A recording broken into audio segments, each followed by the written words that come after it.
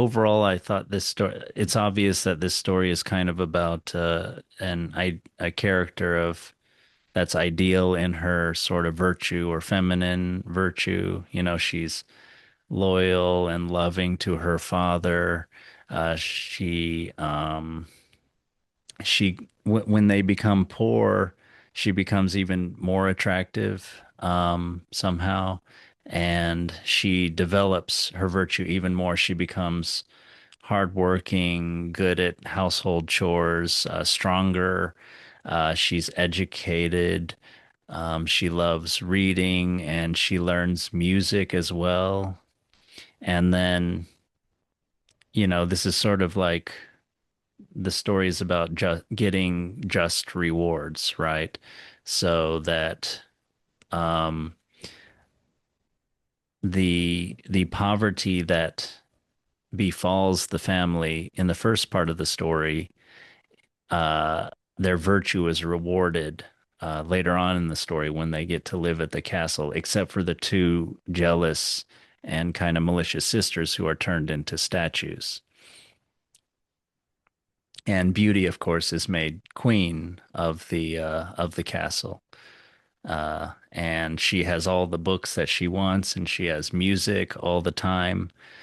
She's surrounded by beauty in the castle and the roses and everything. So Mhm. yeah, that's kind of the what seems like a lot of the story was about.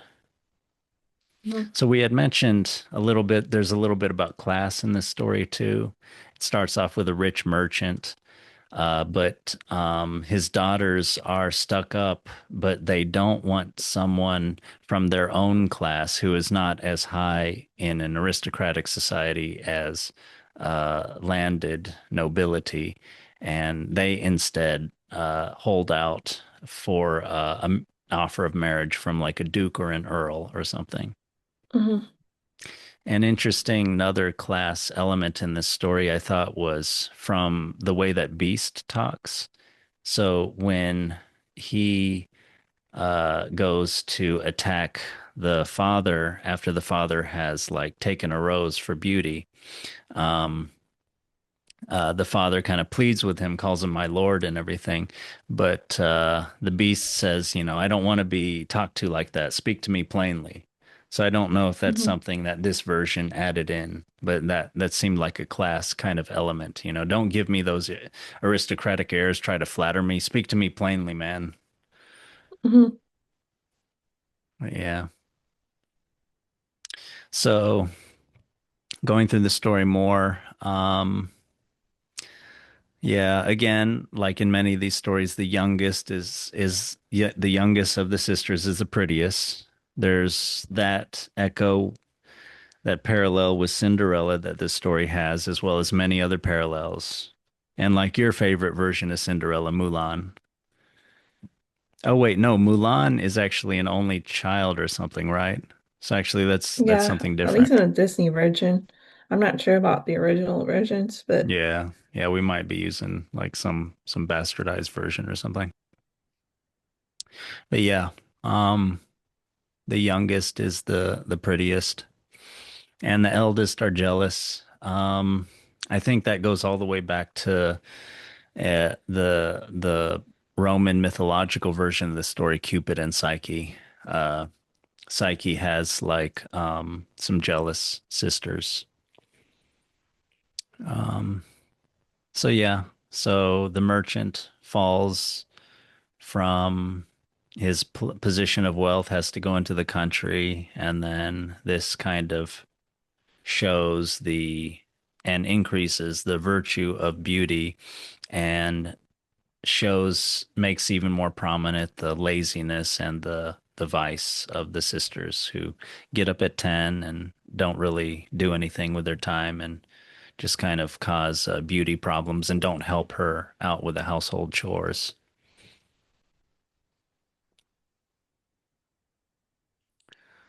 Yeah.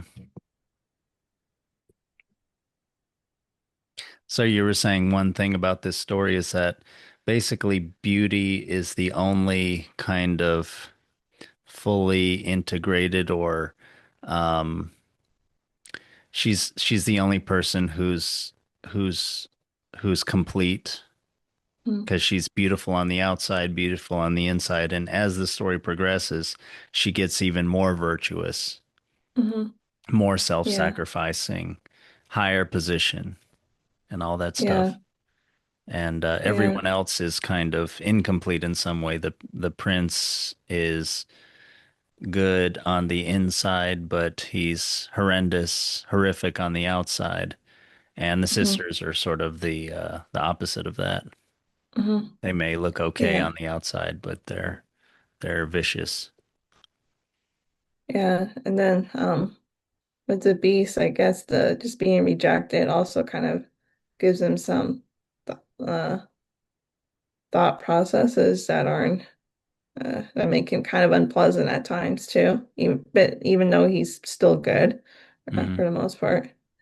So you're attributing his sort of his sort of fierceness with the father to his being ill-treated by having the spell cast on him. Perhaps as part of that, maybe he's feared a lot because of his appearance. But maybe the wicked fairy, he maybe he was lacking in virtue in some ways, and the fairy made him that way Yeah, for that's what I was punishment. kind of So wondering. maybe it wasn't like a truly wicked fairy, but maybe just wanted to teach him a lesson. Yeah. But we don't know. Yeah. Yeah, I don't know either. That's interesting that this is one difference between the sort of modern, I mean, the last few hundred years European versions of Beauty and the Beast and Cupid and Psyche. Uh, in the Roman mythology, so Cupid is not horrific at all. He's beautiful, but he cannot be seen by by Psyche, his wife. And that has to do with the circumstances of uh, and the circumstances of the story, including his mother Venus, who's like jealous of Psyche's beauty. So you have like older female jealousy of like the younger, beautiful, beautiful one. But yeah, Cupid is not ugly, but he cannot be seen. So there is this sort of absence of the husband and sort of it's an interesting psychological thing where the the husband is always like longed longed for by the wife in some way, and that's kind of the progression of this story too, where he only appears at 9 o'clock at night, which is of course a direct kind of translation of this story from the earlier Roman one. Uh, and even being ugly, he can't attract her with how he looks, which is there's an echo there of the Cupid and Psyche story. But then of course this story inserts all sorts of like Judeo-Christian kind of virtue and vice into it with the kindness and the loyalty to family and all of that stuff. Mhm. Sort of makes this story makes it more about morality and less Mhm. about the sort of capricious and willful nature of the gods Mhm. and the strong emotions only of envy. Mhm. The other story is more about envy and obedience, and those are both very strong um, forces in this story. But this story, and especially I think this version, it kind of pours on thick the sort of uh, explanations of the virtue of beauty and the how good she is and how self-sacrificing she is and Mhm. everything and just and how wicked in contrast her older sisters Mhm. are.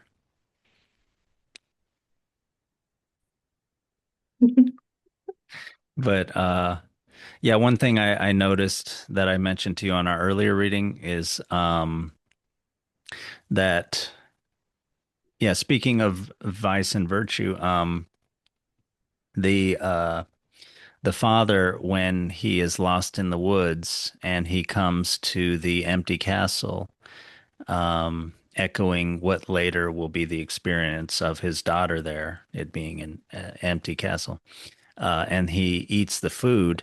I mean, that is, he's given hospitality, right? Which is not something that is extra that people generally in earlier times, and including in Greek times, they had a word called xenia, which meant hospitality. And actually, Zeus was the protector of strangers in that world, which, was a much more precarious world where you you really want to have the kindness of strangers to help you out when you're traveling, especially if the weather's inclement, uh, guaranteed. But yeah, so he eats a nice meal and then he sleeps in the bed and he wakes up late. But then, of course, when he oversteps his bounds and tries to take a rose, that's when Beast jumps onto him, pounces on him, and accuses him of ingratitude. But it's interesting that the instigating motive for that is um, beauty. Uh, you know, and it's interesting. And when I say beauty, I don't just mean the will of his daughter named Beauty, but also the beautiful rose, Hmm. right? So he has, you know, he needs safety, he needs shelter, he needs to become warm, he needs food and sleep, and he gets all of those basic needs met. And then what does a human do when they don't have when they have their basic needs met is they want the transcendent value, the transcendent goods or values like truth, beauty, goodness. And we go further of those with those in the story where first he seeks out, and it's interesting that beauty is first, right? Just as in this story too, with the title Beauty and the Beast, beauty and Hmm. ugliness. You know, Hmm. there's an Yeah. interesting idea that beauty is like the first of the transcendent values. Anyway, please. It also had me thinking like maybe the beast is so fierce and protective about it because it's something he's lacking or missing for Right. himself, Yeah. like at least on the outside. And maybe so yeah, he's kind of so yeah, I think that's his kind of only way to kind of hold on to it or something in a way Yeah. because he can't quite have it uh Yeah. And the for story himself yet. does this he does say in the story that this is the thing that is most precious to me. Mhm. And you might wonder if he learned to appreciate it when he didn't have it. One might imagine him being like a vain, arrogant prince before. That was, I think, in the '90s Disney version. It's something like that, like, Mhm. or maybe he's just unkind or something. But vanity and arrogance go together with unkindness anyway. But yeah, it's maybe that's maybe his character arc of Mhm. getting virtue is Mhm. finally learning to appreciate beauty and beauty outside of himself, Mhm. beauty in nature, beauty in order, and not beauty mixed with vanity and dominance of others or Mhm. something. Mhm. Yeah, that's what I thought. I think it was like more than about just his lack of physical beauty for himself, um, but yeah, he's like also like he doesn't have beauty in his life right now. So he's like in the castle, kind of bitter and coming after the fodder. He's so yeah, it's just there's things missing in his life, um, Yeah, yeah, that's because right. of his circumstances. Yeah. Yeah, basically everything's missing in his life except Mm-hmm. again the basic needs. I mean, he has shelter in abundance. Um, he has luxury in abundance, and he even Hmm. has beauty in abundance, but it's like a cold beauty, I guess I could say, because it's Hmm. not together with like relationships, you know. Hmm. He can't, it's not with the other transcendent goods. He can't have much truth or goodness, since he doesn't have relations. I mean, he is a prince, so one should have deep relations with one's people, right? As a good ruler, as an exemplar for them, but especially governing well, you know. But yeah, he's essentially alone. And so it makes you see the beauty, excuse me, the ugliness that he has as a symptom of his isolation. And it's interesting that the other characters, I keep thinking back to the elder sisters who become statues at the end. There's something about their becoming inanimate, immobile. Hmm. They seem to lack spirit in the end because they're statues. They're confined to just stillness, you know. But anyway, yeah, I can't quite make the connection maybe or the a parallel between the ugliness of the prince and the statue like stillness of the ugly sisters at the end of the story. Hmm. But like, I think maybe the ugliness of the prince is like something that was still changeable because he's still in talking with Beauty and getting to spend time with her, he was able to change, I guess. But the sisters becoming statues, it's kind of like you're saying, it's like they're incapable of change, so they're literally like freezing into rocks. Like they still have the opportunity, but the the fairy godmother like figure says that she doubts it. But Yeah. Yeah, you're right. It seems, yeah, maybe the ugliness of the prince was a sign of his vanity and his ingratitude, and the sisters, being statues are a sign of their not being able to change something. Anyway, the punishment has to fit the crime in some way, Mhm. right? I think also with the statue-ness of the sisters, there's I mean, what they have to be out in the weather all the time. They can't move at all. That reminds me of like meditation, either, formal or what, you might better call contemplation. You often will do it without moving at all. And that seems to build some kind of virtue where Andrew Huberman talks about how you need to say no to your nervous system many times a day, like I think he said like a few hundred times a day or something. But there's some kind of virtue, I think, that's built up when you meditate, either formally or not, and you don't move at all. And it's like you're not giving in to your impulses. And so you're building the quieter, deeper virtues. And of course, the sisters, the jealous older sisters of beauty are not like that, right?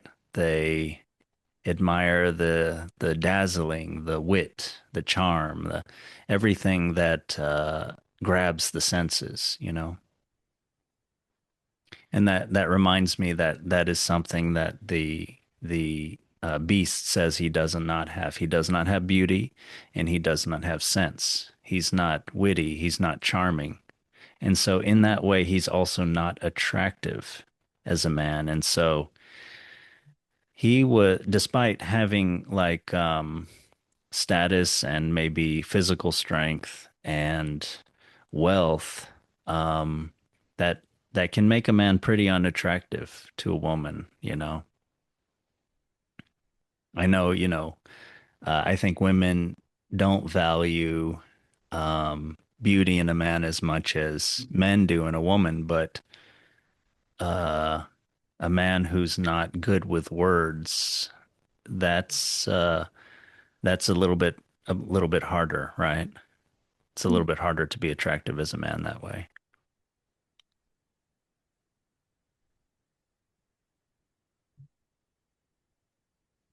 So you thought there was some significance to the rose being the sought Mhm. after object of beauty? Mhm. Yeah, because obviously the rose is one of the most beautiful flowers, but I thought maybe for the beast it also well, a rose has thorns, so I think it signifies that yes, he has beauty within his reach, but he can't quite grasp it yet. Yeah, So he needs something more, like to be yeah, able to have it again in his life. yeah. He's incomplete, and that's Mhm. when the daughter named Beauty comes into his life, and he's able to win her over. Yeah, he doesn't have some of the most important attributes of an attractive man, but he is able to win her sympathy. In this story, that's basically how he wins her over, right? I mean, he also has mystery on his side, which I think is attractive to Mhm. women. He gives something for beauty's active kind of emotions and imagination, like she's a reader, imagination to flow into and expand into. Mhm. And yeah, yes, that um, the symbol of a rose for beauty is a very interesting one because, I mean, first of all, the many rows of the ROWS, rows of the petals of a rose, ROSE, uh, kind of show a complexity, right? Many, many layers. Uh, but more importantly, as you pointed out, it has thorns, which make it difficult to literally grasp. And so a rose as a symbol of beauty seems to indicate that one must, as in life, as in with the beauty of a woman for a man, one must come to it carefully with wisdom and kind of know how to approach it, know how to grasp it or understand it or try to possess it. Because beauty is attractive, and so you want to go for it, but you have to kind of have caution and have wisdom. And because people often don't have wisdom, they lose their wits, as Beast says he has lost his. In the presence of beauty, uh, women, people, but especially maybe especially women who have beauty can sometimes use that to their advantage, right? To get something that they don't truly love. And so Beauty, the third daughter, is not like that at all. But her sisters are like that, right? Like they even shun people of their own class, merchants, and they would go for a duke or an earl. And of course, they end up, getting nothing and being statues. Yeah, yeah, I really enjoyed this conversation, this delving into this story. Um, do you have any parting thoughts on this? Mm, no, not necessarily, but yeah, it's kind of cliche, but just what everyone says when it comes to this story about just not being deceived by appearances. Yeah, yeah, yeah, that's a good lesson of this story. And if you're not deceived by appearances, as Beauty was, and maybe you go forth with full virtue, at least the idea of this story is that you're able to transform things, right? because Beauty is able to transform her whole family, including her sisters. But they all get, yeah, they all live happily ever after in the castle because of Beauty's sort of uh, uh, faithfulness to the beast, in her compassion and keeping her word and all that stuff, and also in that she's able to see through his ugly facade, and she, there is that transformation of his whole body in the end because of that. But yeah, I'm not going to leave this conversation off with a conclusion, but more just images that I thought were pretty interesting. So the complex image of the rose for beauty and for the thing sought after, for that object of desire, and also the statues that the princesses have been turned into. So there's obvious parallel there with what happened to the beast go being transformed from perhaps vain prince into an ugly beast before the start of the action of the story, and now at its end, the two statues that were the ugly on the inside sisters. But I'll leave the last word with you. Do you think the sisters could ever change? Just Mm, seeing all the goings on and being I around think there. maybe Mm, maybe it might take a very, very long time. yeah. And I think the them being statues kind of symbolizes that, right? This Hmm. something that stays still there, lasting a long time. They'll have a lot of time to think Hmm. about their lives, right? And who Yeah. and their character. Yeah, I thought they might have to be there for decades or centuries or something, Yeah. but who knows? Hey, you got me starting to think even about like a sequel to these, but I don't know if that would be any good. But yeah, you could have like couple hundred years later, there's like an echo of this story in a new story with these sort of ruined statues. Okay, well, thank you very much for talking to me today. Okay. Please like and subscribe for more of our open minded content and comment below on your thoughts or questions about the story. Let us know if you'd like us to cover another stimulating story, and thank you for participating.